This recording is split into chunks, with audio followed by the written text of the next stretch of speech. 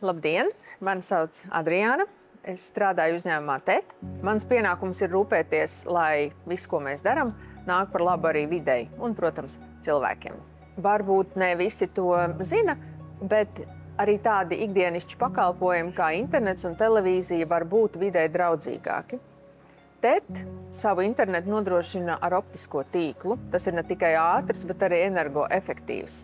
Datus šajā tīklā pārraida ar gaismas palīdzību, un tas patērē maz elektrības. Mēs arī cenšamies mazināt elektroiekārtu daudzumu.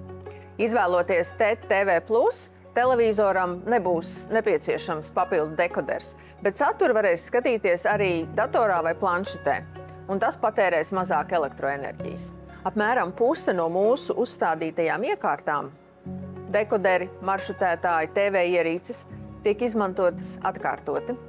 Tas nozīmē iekārtu ilgāku dzīvi un mazāk iekārtu atkritumu.